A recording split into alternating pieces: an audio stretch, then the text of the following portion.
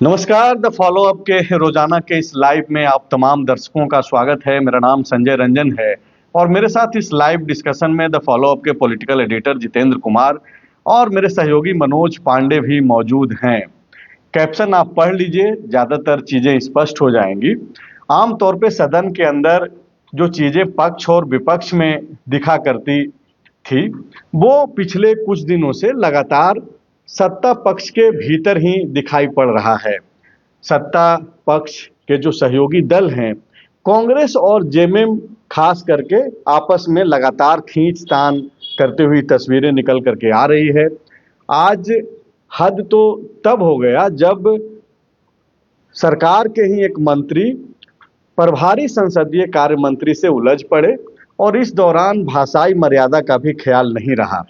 ऐसे में कई संकेत उत्पन्न हो रहे हैं और यह संकेत जो है संदेह भी पैदा कर रहे हैं। आखिरकार क्या कुछ चल रहा है?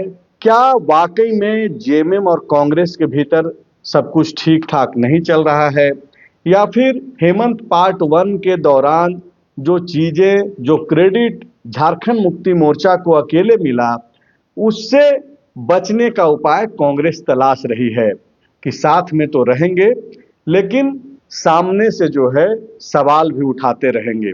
तमाम तरीके के सवाल हैं।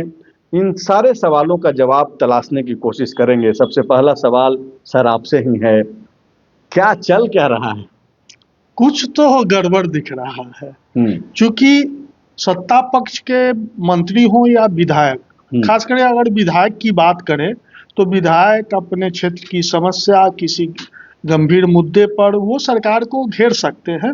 और पहले भी यह दृश्य दिखा है जब सत्ता पक्ष के विधायक किसी अपने मतलब किसी मांग को लेकर सरकार को घेरने के लिए आगे बढ़े हैं, मंत्री से वो जवाब चाहे हैं।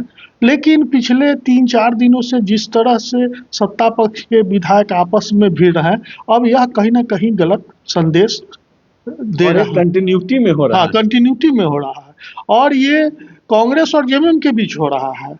मतलब राजद भी सरकार का एक पार्ट है या माले भी एक पार्ट है, लेकिन माले और राजद के विधायक अभी तक तो सीधे सीधे भिड़ते नजर नहीं आ रहे हैं। अब आज ही का आप दृश्य देखें तो थोड़ा असहज स्थिति थी। आज सदन के नेता अर्थात मुख्यमंत्री सदन में नहीं थे। प्रभारी संसदीय कार्य मंत्री के रूप में सुदीप कुमार सोनू थे और सुदीप कुमार सोनू मतलब अपने ही मंत्री से भिड़ गए। मतलब प्रोटोकॉल के अनुसार सुदीप कुमार सोनू आज के जब सदन नेता नहीं थे तो वो सबसे महत्वपूर्ण थे। हाँ, सबसे महत्वपूर्ण। वो पूरे सत्ता पक्ष के विधायकों के वही आज लीडर थे सदन के भीतर जी। हाँ, और जिस तरह मतलब इरफान अंसारी और प्रदीप यादव में नोक-झोंक हुई और उसके बीच में सुदीप कुमार सोनू ने जिस तरह का नसीहत दिया तो वो बहुत गंभीर बात है। अब हालांकि इसमें देखिए, आज प्रदीप यादव की अगर हमसे पूछे तो कहीं कोई गलती नहीं थी। प्रदीप यादव ने आज सीधा सवाल किया था, जो गोड्डा में नर्सिंग कॉलेज नहीं है, नर्सिंग कॉलेज बना है तो मंत्री जी हमको सिर्फ इतना आप बता दीजिए जो यह कब बना और कब से चालू होगा। हम इसके अलावा आपसे कोई जवाब नहीं चाहते हैं।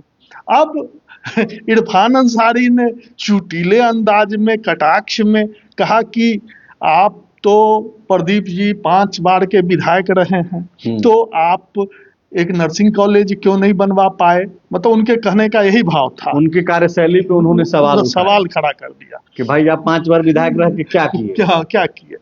उसके बाद जब वो पूछे जो भाई कब बिल्डिंग बना है नर्सिंग कॉलेज का, उस पर वो और नीम पर करेला चढ़ा दिए। इरफान अंसारी ने कहा कि आप गोड्डा के रहने वाले हैं तो कब बना ये हमसे बेहतर आपको मालूम होगा। अब इस तरह की बातें होने लगी। तब बीच में सुदीप कुमार सोनू इंटरफेयर किए और बोले प्रभारी संसदीय कार्य मंत्री की हैसियत से तो, और उन्होंने कहा कि जो संसद में ऑब्जेक्टिव न तो सवाल आ रहे हैं और न ऑब्जेक्टिव जवाब आ रहा है, और यह मतलब लोगों को अपनी भाषा पर संयम रखना चाहिए, कटाक्ष की भाषा नहीं बोलनी चाहिए। और मतलब ये सदन किसी की निजी व्यक्तिगत संपत्ति नहीं है। मामला तो इसके बाद लगा जैसे कुछ गड़बड़ होने लगा था। सत्ता पक्ष के जो विधायक और मंत्री थे वो यह समझने लगे थे जो अब स्थिति असहज होने की ओर बढ़ रही है। लेकिन ये मतलब इरफान अंसारी का आप चालाकी कहिए, होशियारी कहिए, उन्होंने तत्काल यह कहकर कि अगले 6 महीना में नर्सिंग कॉलेज चालू हो जाएगा, उसके बाद सारे लोग शांत हो गए। लेकिन जिस तरह से बातें अब हो रही है, भाषा जिस तरह का, और इसी दौरान जो सुदीप कुमार सोनू के ऊपर उन्होंने टिप्पणी कर दी सदन के अंदर। हाँ, सदन के अंदर वो टिप्पणी भी कर दिए। उसी पर सुदीप कुमार सोनू थोड़ा नाराज भी हुए। सुदीप कुमार सोनू पर वो बोल गए कि आप बहुत जानकार हैं, हर विषय पर फुदकने लगते हैं। तो इस तरह का भाषा मंत्री का, संसदीय कार्य मंत्री के विरुद्ध थोड़ा, और वो भी तब जबकि सदन नेता मौजूद नहीं। वही सदन के नेता तो नहीं बोल सकते, लेकिन वही मेन सत्ता पक्ष के नेता हैं। हाँ, वही लीडर हैं उस दिन, तो वही लीडर हैं, मतलब वही नेतृत्व करता है। सत्ता पक्ष के विधायकों और मंत्रियों का वही नेतृत्व करता है सदन के भीतर। उन्हीं की बात मानी जाती रही है। जब मतलब विधायक दल का नेता नहीं होता है तो संसदीय का। तो यहाँ पे एक और सवाल ये आता है मन में कि ये हम लोग जो लाइन लेके चल रहे हैं कि क्या जो जेएमएम और कांग्रेस के बीच में खींचतान जो चल रही है उसका क्या असर पड़ेगा? क्या एक कदम हम लोग आगे चर्चा कर रहे हैं या फिर हम लोग को एक कदम पीछे ही रहना चाहिए था और ये चर्चा करना चाहिए था कि मंत्रियों के बीच में आपसी समन्वय नहीं है, चाहे वजह कुछ और हो, और यही वजह है कि वो टकराहट जो है अब दिख रहा है सदन के अंदर। हाँ, ये तो बिल्कुल दिख रहा है। जिस तरह की भाषा और जिस तरह के आरोप लगाए जा रहे हैं, ये तो अकस्मात कोई मतलब विरोध हो गया या मुंह से निकल गया, ऐसी बात अब नहीं दिखती है। मतलब और उसमें भी लगातार हो रहा है। अब जो एक जो नया सवाल अब ये पैदा हो रहा है, जो मतलब एनडीए जो गुट है वो कहीं ना कहीं ये मान के चल रहा है जो ठीक हो रहा है, बहुत अच्छा हो रहा है, ये आपस में ही टकरा रहे हैं और ये टकराव बढ़े, और ये टकराव बढ़ेगा तो उसका कहीं ना कहीं हमको लाभ मिलेगा, क्योंकि सरकार के भीतर ही मतभिन्नता की स्थिति पैदा होगी। और दूसरा, अब जैसा हफीजुल अंसारी ने आज कहा, उसको भी आप इग्नोर नहीं कर सकते हैं। जो हम लोग आपस में ही भिड़ रहे हैं, जैसे वो मेहमान वाली कहानी को फिर से दोहराए, जो किसी गरीब के घर में खाना नहीं था और आ गया मेहमान, तो कहाँ से खिलाता, तो वो आपस में परिवार में मतलब डिस्कशन किया, जो मेहमान आ रहा है तो हम लोग आपस में लड़ने लगेंगे, हम लोग को लड़ते हुए देख के मेहमान भाग जाएगा, खुद चला जाएगा। हालांकि हफीजुल हसन जो है यह टिप्पणी बीजेपी की तरफ कर रहे थे और बाबूलाल जी और रघुवर दास जी को जोड़ करके वह बता रहे थे कि चंपई सोरेन जो उधर गए हैं उनको कुछ नहीं मिले, इसके लिए बाबूलाल और रघुवर दास आपस में ही लड़ाई लड़ रहे हैं। लेकिन चूंकि अब राजनीति है, हर तरीके से व्याख्या होनी चाहिए कौन कैसे बोल रहा है, तो सर उसको उलट करके, चूंकि जिस तरीके की अभी सदन के अंदर जो तस्वीरें निकल करके आ रही है उससे जोड़ करके देख रहे हैं। उसमें थोड़ा सा ये संशोधन ये है, जो बाबूलाल जी और रघुवर वाले मामले में वो पिछले दिनों सदन में बोले थे, आज वो फिर बोले हैं, तो आज उनके ये मीडिया में बाहर में अच्छा, तो आज जो वो बोले हैं उसका अर्थ ये बाबूलाल और रघुवर से नहीं है। आज उनका भाव ये था कि जो हम लोग लड़ रहे हैं तो बीजेपी स्ट्रेटेजी है मेरा, बीजेपी भाग जाएगा मतलब आउट हो जाएगा। इसमें पांडे जी से अब फिर ठीक है, इसी से जोड़ करके पांडे जी से सवाल है कि बाबा ये बीजेपी को भगाने की साजिश है या फिर आपस में ये लोग इसलिए भी लड़ रहे हैं कि भाई जो वायदे चुनाव के दौरान हुआ, क्योंकि मैं निजी तौर पे तो नई सरकार जैसा कुछ मान करके नहीं चल रहा हूं, क्योंकि ये कंटिन्यूटी वाली सरकार है। 5 साल पहले रह चुके हैं आप, पहली दफा आप नहीं आए हैं सरकार में, 5 साल के बाद फिर से सरकार बन गई आपकी और 3-4 महीने हो गए। आपने जो वायदे किए उस अनुरूप क्या वाकई में आप डिलीवर कर रहे हैं या फिर उस दिशा में ऐसा होता हुआ दिखाई पड़ रहा है कि नहीं?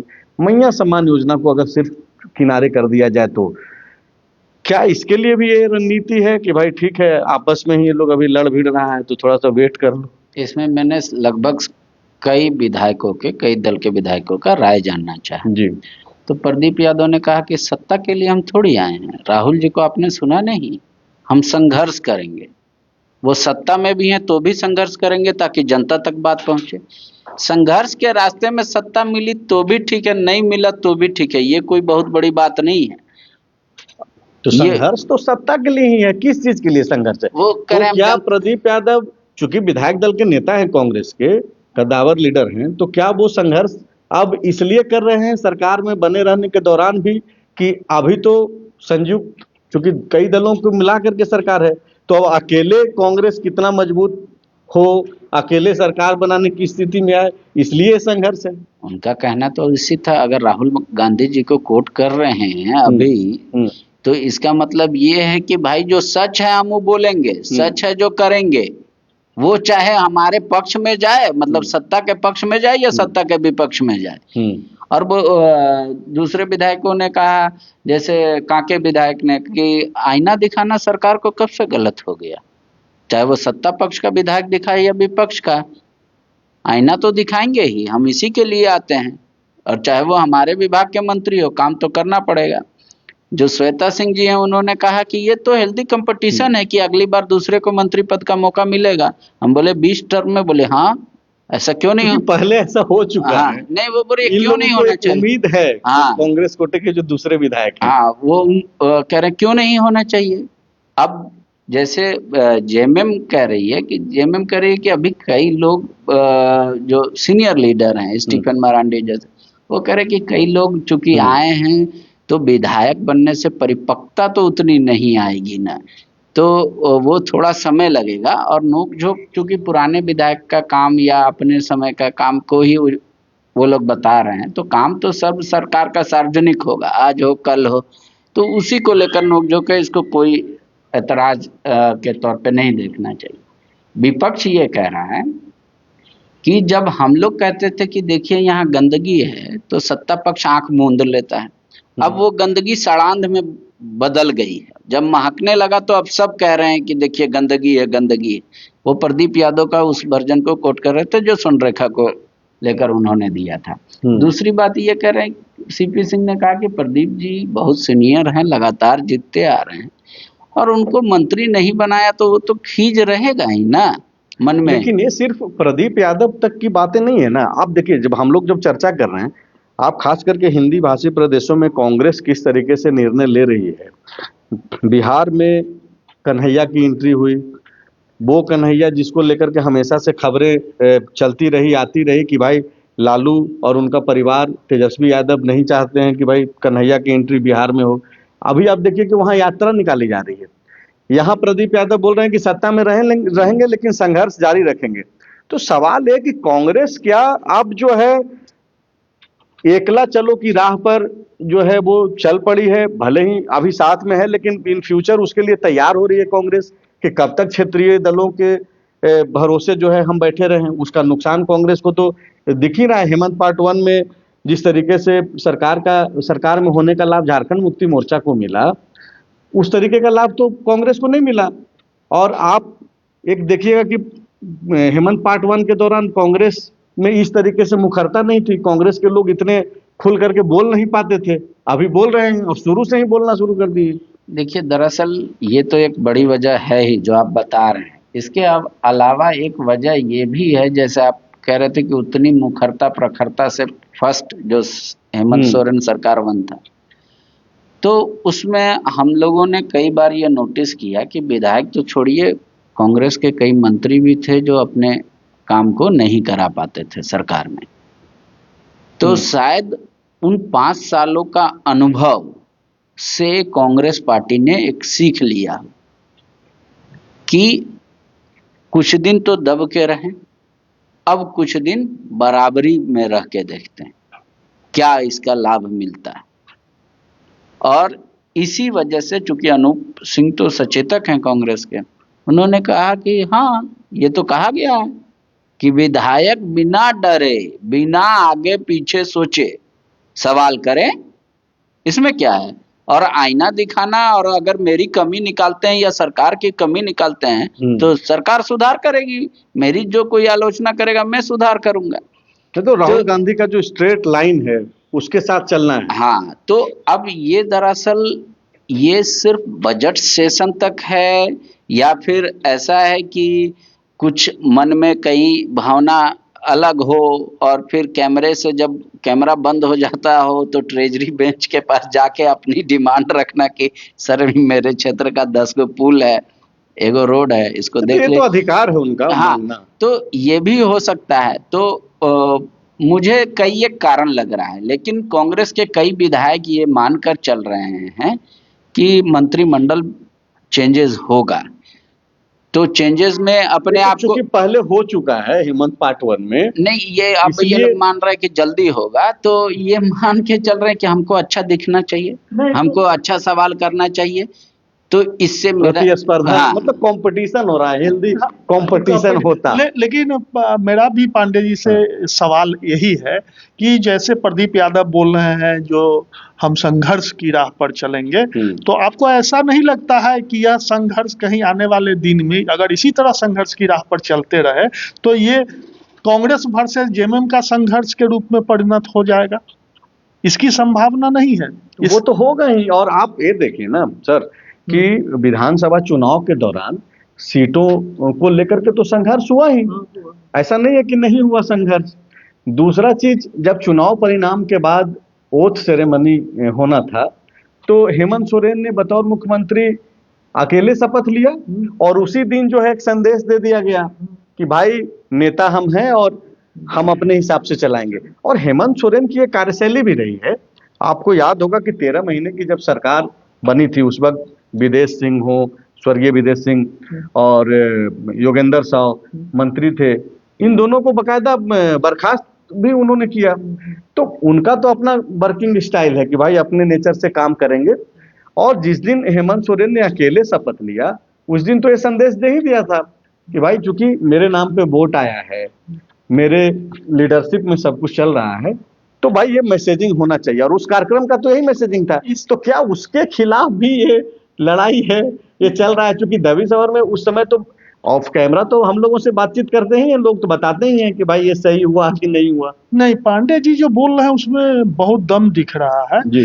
जो एक कांग्रेस की रणनीति हो सकती है कि हम अब इस बार इतना दब के नहीं चलें और हम पहले दिन से ही आक्रामक भूमिका में रहें, ताकि जहां मेरा विधायकों का, मंत्रियों का या पार्टी का कोई काम हो वहां हमको इग्नोर नहीं किया जा सके। तो इसके लिए संभव है, चूंकि पांडे जी जिस जो बताए, जो न सिर्फ प्रदीप यादव, अनूप सिंह, सुरेश बैठा, श्वेता सिंह, मतलब एक नहीं लगभग आधा दर्जन कांग्रेस के विधायक बोल रहे हैं जो हम संघर्ष की रामेश्वर जो एसीबी और इन सब चीजों पे जो उनकी टिप्पणी थी वो यही सरकार तो ये तो सीधा संदेश है जो हम भाई चुप नहीं रहेंगे। अब पहले होता था जो कांग्रेस का कोई विधायक कभी गुस्सा गया, कभी कुछ बोल दिया, वो एक अलग विषय था, लेकिन अभी तो एक समूह दिख रहा है। अब एक सवाल और मेरे मन में अभी आ गया, इसका जवाब आप ही दीजिए, उसके बाद इसी सवाल का जवाब इनसे भी ले लेंगे। तो क्या एक जो सत्ता में बने रहने का जो एक मोह है, उस मोह से कांग्रेस पार्टी, अब ठीक है कि ये लोग बोल रहे हैं एक अलग बात है, मैंने कांग्रेस पार्टी जो अब मौजूदा समय में जो लाइन लेकर चल रही है, राहुल गांधी जिस पे बल देते हैं, तो क्या वो एक वजह है कि ये मोह त्याग करके डर समाप्त कर रही है कांग्रेस कि भाई हम सत्ता में बहुत ज्यादा रहें नहीं रहें, लेकिन हम अपना जो एक लड़ाई है उसको लेकर के आगे बढ़ते रहें? नहीं, वो तो एक राजनीतिक बयान है, बयानबाजी है, मतलब मोह है, मोह तो है। कांग्रेस कहीं जा नहीं सकती है। अभी जो आंकड़ा है विधानसभा का, उसमें कांग्रेस बहुत कुछ करने की मतलब जा नहीं रही है, जाने जाएगी भी नहीं। तो किस सत्ता को मतलब रहे या ना रहे, मिले या ना मिले, किस सत्ता की अभी बात हो रही है? मतलब आपको तो सत्ता में रहना ही है। हाँ, एक जो नई बात आ रही है, जो कांग्रेस में जो मंत्री नहीं बने, अब ये लोग अपना चेहरा दिखाकर या अपना मतलब छवि को इस रूप में लाकर आगे अपना मंत्री पद के लिए तैयार कर रहे हो, एक अलग चीज है। लेकिन उसके साथ साथ पार्टी की एक कहीं ना कहीं रणनीति है जो इस बार हम हेमंत सरकार में बहुत दब के न रहे, ये दिखता है। मतलब यही एक लाइन मतलब लगता है कि स्पष्टता के साथ है क्या? स्पष्टता के साथ और कई चीजें हैं। बजट पेश हुआ, बजट में क्या होना चाहिए था? घोषणा पत्र की झलक दिखनी चाहिए थी। कांग्रेस की क्या घोषणा के पत्र में क्या था? 450 का सिलेंडर, 7 किलो चावल, 5 किलो मिल रहा है, 2 किलो और बढ़ा के। इसके अलावा और भी कई घोषणाएं हैं कांग्रेस की, बजट में एक भी परिलक्षित नहीं हुआ। तो उसके लिए तो वित्त मंत्री ने बकायदा बोल ही दिया, वो सफाई था कि भाई अभी तो शुरुआत है। वो सफाई था। जनता कितना इसको अपने माथे सर पे लेगी, आपकी सफाई को वाजिब रीजन मानेगी? जनता तो फर्स्ट दिन से सिलेंडर 450 में खोज रही होगी। देखिए बाबा, अब जनता कितना इसको पर वो तो फिर से चुनाव परिणाम बताएगा। देखिए ये